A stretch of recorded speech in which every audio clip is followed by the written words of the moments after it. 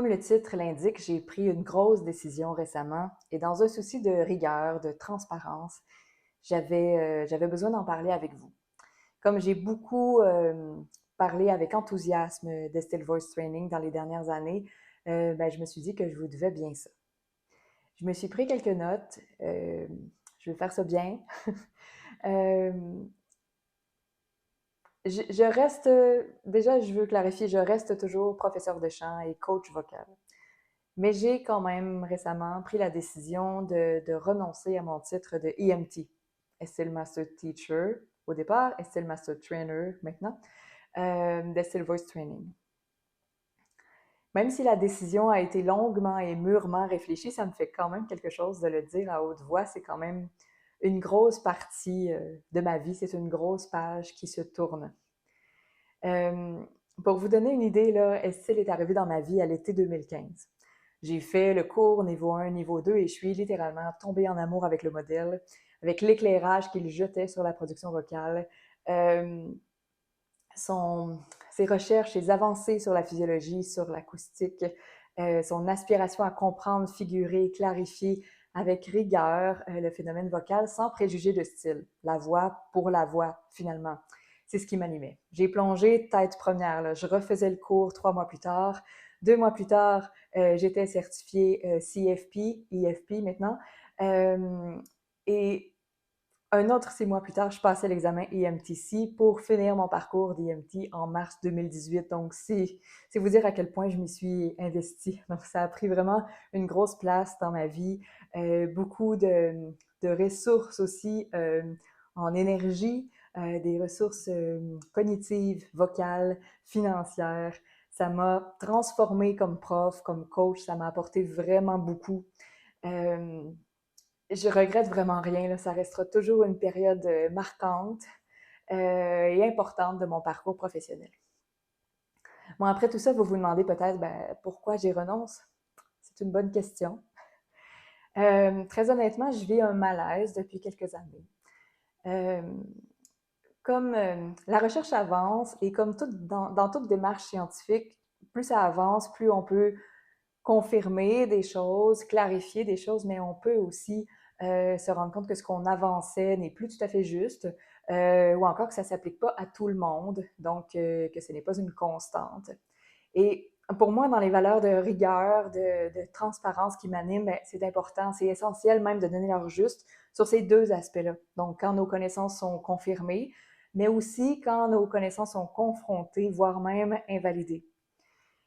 Et c'est là où j'ai un gros combat intérieur parce que j'ai eu l'occasion, en fait à plusieurs occasions, j'ai réalisé que Estil ne transmettait pas toutes ses mises à jour. Et dans comment je suis faite, dans toute l'importance que j'accorde à l'intégrité, personnellement, je ne peux pas endosser cette façon de fonctionner-là. Ni à en être une porte-parole, d'ailleurs, ce que me demande mon titre de EMT. J'essayais d'être empathique depuis longtemps. Je me disais, une organisation comme ça prend plus de temps.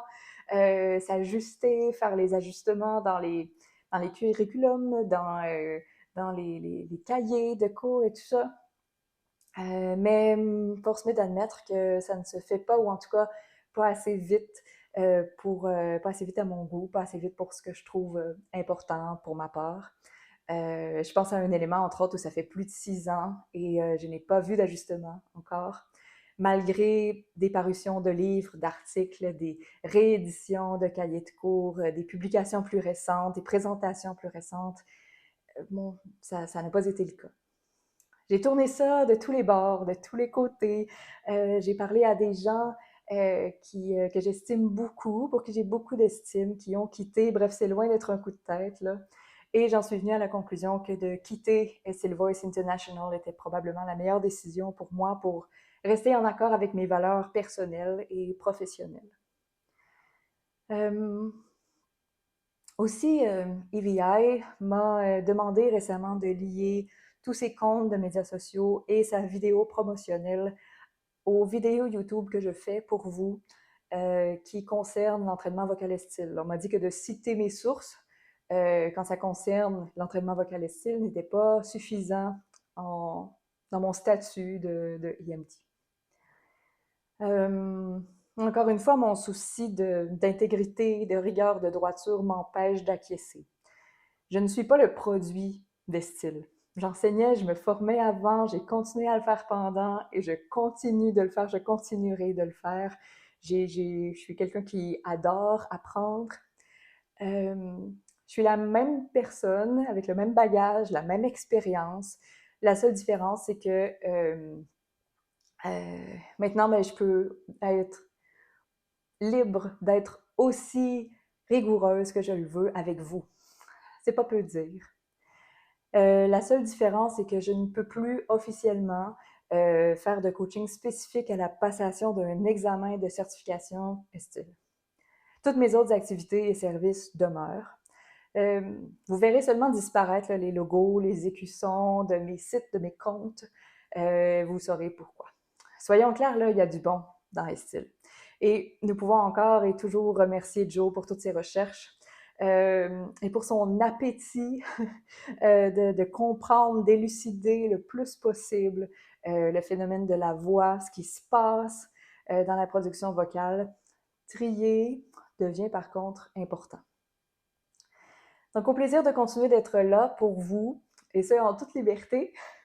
Donc, sur YouTube, au Gym Vocal ou ailleurs, ça me fera plaisir. Donc, au plaisir et au revoir. Merci.